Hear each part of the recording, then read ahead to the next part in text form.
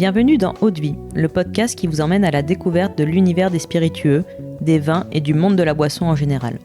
Je m'appelle Constance et je suis la cofondatrice de Speakeasy, un média qui vous emmène explorer les actualités de ces univers passionnants. Dans Eau de Vie, on part à la rencontre de celles et ceux qui imaginent ce que nous buvons. On parlera histoire, savoir-faire, terroir, création ou encore passion pour en apprendre plus sur ce qui se trouve au fond de notre verre.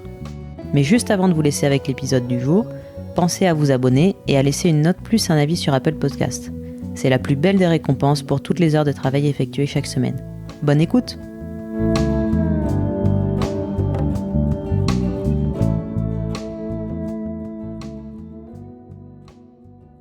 Bonjour, aujourd'hui je suis avec Fabrice Verlot, responsable distribution France chez Rémy Cointreau.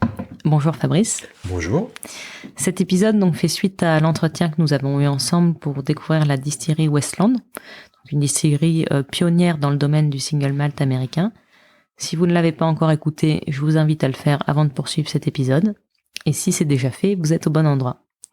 Donc Fabrice, si tu es d'accord, j'aimerais que tu me fasses découvrir l'univers de Westland au travers du portrait chinois d'une référence en particulier.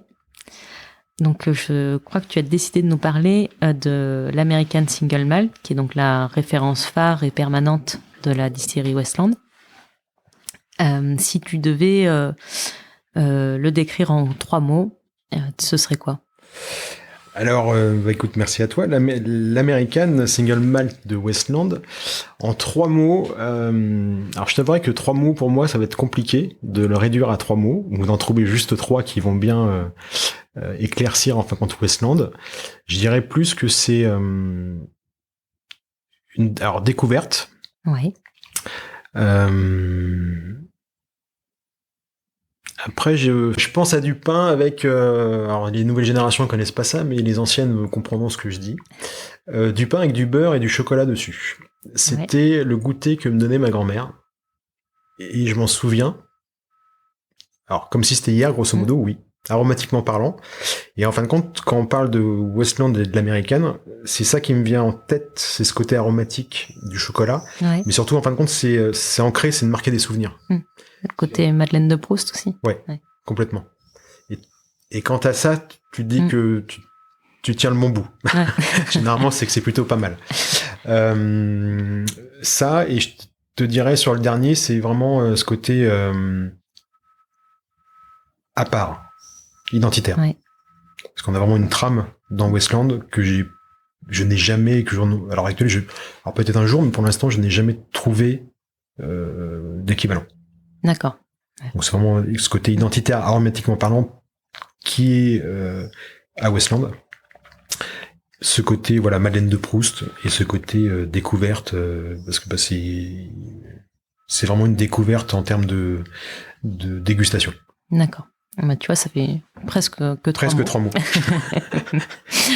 Et donc, si l'américaine était un voyage, lequel serait-il ? Un voyage, un beau voyage découverte dans tout ce côté ouest américain, qui est un mixte absolument fabuleux, un peu comme nos Alpes. Montagne, verdure, là il y a la mer à côté, enfin il y a voilà, t'as tout. T'as la mer, tu as la ville, tu as les grandes forêts énormes à l'américaine et les montagnes. Et le Canada pas très loin, donc voilà, c'est vraiment ce voyage découverte en sac à dos ou en côté voilà, van, pour profiter de tout ce côté paysage, point de vue, qui je pense pourrait être émerveillant. Et tout est démesuré aussi, que ce soit les villes ou les paysages, les grands espaces. Ouais. Moi je me souviens la première fois que je suis allé aux États-Unis. Alors c'est après, généralement, tout le monde, c'est des rêves de gamin. Tu te dis, ça doit être super beau. On parle de New York, on parle de toutes les grandes villes. Et ce qui est marrant, c'est quand tu fais pas que des grandes villes, et tu fais un mix. Et c'est vrai que quand on dit que tout est démesuré aux États-Unis, bah oui, ça l'est. C'est pas que des boissons de grandes marques et ainsi de suite, mais tout. C'est du supermarché, des grandes étendues, tout est immense. Et on se sent, on se sent tout petit entre guillemets, parce que c'est vrai que, proportionnellement, nous, la France, on va aux États-Unis, on se dit ah oui, non mais c'est gigantesque. Et c'est vrai que c'est une aire de jeu qui est absolument magnifique, parce que quand on l'a il y a aussi, la place, ouais. Puis même en termes de verdure, c'est que c'est l'équivalent. Oui, il y a des grandes villes, mais il y a aussi des grands espaces qui sont pas forcément exploités par l'être humain. Là, il y a des étendues, qui sont absolument magnifiques. Ou peut-être le côté sauvage aussi de Westland. Sauvage, découverte de l'Ouest, chercheur d'or. On peut encore l'aventure. L'aventure, c'est un peu comme ce côté de recherche.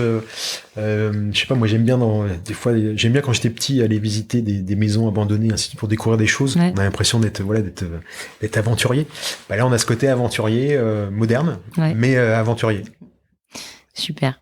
Et si l'américaine était un moment de dégustation au cours de ce voyage, ce serait comment, dans quel lieu tu voudrais t'installer? Je trouve que ce qui irait très bien avec, c'est les îles San Juan, qui sont situées sur la gauche de Seattle. D'accord. Et en fin de compte, c'est une grande... il y a 700 îles qui sont composées. Donc c'est des îles et des îlots, un peu comme nous dans notre, on va dire l'équivalent de notre Bretagne, avec plein d'îlots et ainsi de suite, et qui sont pratiquement complètement nature. D'accord.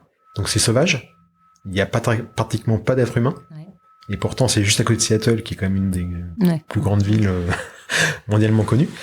Et on a, je trouve que c'est très bien, parce qu'on a tout ce côté paroxysme entre modernité et ce côté hors du temps, où il existe encore des endroits non pommadés ou non peaufinés par l'être humain. Il y a comme ce côté sauvage, où on peut se dire, tiens, on peut prendre un Westland sur le single malt, être au milieu de la verdure de la mer, voir les montagnes en face, des petits bateaux de pêche.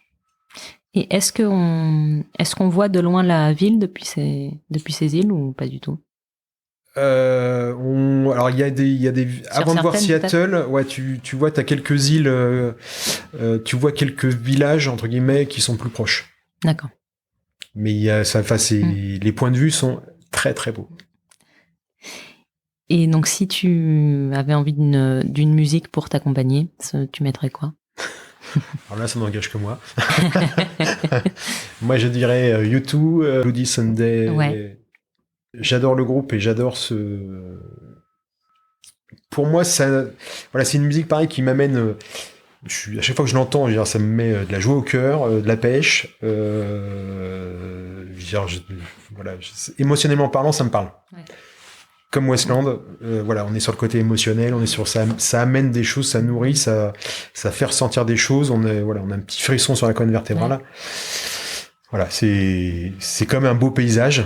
Tout ça, c'est lié par ce côté-là. Et donc là, tu nous parlais d'émotion. Quelle émotion tu ressentirais à ce moment-là? Prendre le temps d'apprécier, prendre le temps de faire ce qu'on fait. Je pense que à l'heure actuelle, même si beaucoup de personnes commencent à le dire, oui, il faut prendre le temps, ainsi de suite, on se rend compte qu'il faut qu'on s'arrête pour pouvoir apprécier quelque chose. Et là, c'est vraiment de faire une cassure en disant, ok, stop. J'ai un endroit magnifique où il y a pratiquement personne. On peut se recentrer sur soi-même, sur ce qu'on est en train de boire. C'est tout ce moment-là où, en fin de compte, on peut faire... alors, on n'irait pas jusqu'à l'introspection, mais on a ce côté où c'est un peu le paradis. La sérénité. D'être serein, de pouvoir déguster un produit pour ce qu'il est, se faire plaisir, avoir ce côté émotion. Et c'est juste se dire qu'est-ce qu'on a besoin de plus entre un produit beau, une superbe vue, un endroit où, entre guillemets, on n'a pas de pollution visuelle, sonore. C'est, entre guillemets, c'est le côté idyllique pour partir en vacances. Ça donne envie. Et donc, pour parfaire cette émotion, si tu devais déguster un plat ou un dessert pendant cette dégustation, t'aurais envie de quoi? Alors, comme ça, l'image qui me vient, c'est Apple Pie. Donc, la grosse tarte aux pommes américaine. Parce que je pense que ça contrebalancerait bien, parce qu'on aurait tout le côté riche de l'apple pie, avec l'aromatique pâtissier, est-ce qu'on est sur Westland, mais sans en avoir ce côté sucré, donc qui va se contrebalancer, et puis avec des petites aromatiques de fleurs blanches, de café, de chocolat. Voilà, je pense que ça a bien se marier et se contrebalancer l'un avec l'autre. Et donc pas le pain beurre chocolat dont tu nous as parlé tout à l'heure. Ouais, mais là, il faudrait amener de la baguette française, du beurre français. Non, non, plus apple pie, mais un peu chaud, un peu style, un peu comme nos tartes tatin au crumble. Ce côté-là où un peu de croustillant et de le faire avec ce mix justement chaud, pas tiède, whisky, température. Bon, il fait frais là-bas, donc et c'est ce paroxysme entre les deux, mais juste voilà le bon équilibre. C'est de trouver ce côté yin-yang, bon équilibre, que ça soit aromatiquement, sucré, non sucré, chaud-froid, et de l'aromatique. Ok, bien. Voilà, je pense que là on est bien. Ça paraît pas mal. Une petite couverture si on a froid, puis parfait. On laisse le soleil se coucher. Un petit plaid. Ouais, petit plaid, un petit feu, un feu de camp. Voilà. On s'y voit. Des marshmallows. Une bonne soirée. Et donc, si ce moment était une photo ou une carte postale, si tu devais mettre ça en 2 dimensions, comment tu l'imaginerais? Tu ferais ton cadrage sur quels éléments? Le cadrage, alors si je pouvais le faire, je le ferais mixte entre des photos de céréales en plaine, la montagne au loin, la mer et un début de ville, pour bien avoir ce paroxysme en fin de compte de tous les différents images qu'on peut avoir, où voilà, on peut arriver à combiner la civilisation avec un côté artisanal, parce qu'on reste dans l'artisanal, ce côté respectueux de par la nature, les montagnes et ainsi de suite, et le climat océanique qui vient bercer tout ça. Ok. Donc il faut bien choisir le point de vue. Et, alors il y a, j'en ai un, mais il n'y a pas les plaines. Alors il n'y a pas les plaines. Tu as un village qui est dans la vallée de Skagit, donc cette vallée ainsi de suite, mais tu vois pas les céréales. Par contre, tu as la mer, le petit village et la montagne. On y est presque. Je pense que si tu cherches bien, tu dois trouver les céréales quelque part. Ok. Et donc, maintenant que tu nous as plongé dans cet univers, tu peux nous expliquer ce qu'est l'American de la distillerie Westland en quelques mots? L'American, c'est un single malt américain, le premier qui a été créé. On est il est composé de 6 orges différentes, les 6 torréfiées, donc comme pour de la bière, qui sont vieillis dans des fûts de chêne neuf et des ex-fûts de bourbon. Et on est sur une aromatique de whisky qui va être mixée entre les aromatiques de fruits mûrs. On va être sur des côtés pâtissiers, un côté un peu sirop d'érable, avec un mélange un peu de torréfaction, côté chocolat, café. On va retrouver un petit côté agrumes. Ouais. Et on est sur une belle délicatesse avec une finale sur des fleurs blanches qui va mettre une belle légèreté, une belle aromatique. Super. Ça donne envie de goûter. Et où est-ce qu'on peut le retrouver alors? À l'heure actuelle, on est dans les grands cavistes à travers la France. On est plutôt assez bien représenté et sur les différents sites internet de ces mêmes cavistes ou des 100% pure players. Ok. Merci beaucoup Fabrice pour cet échange et pour nous avoir fait partager ton univers et celui de Westland. Et pour les auditeurs d'Eau de Vie, je vous dis à très vite pour un nouvel épisode. Merci.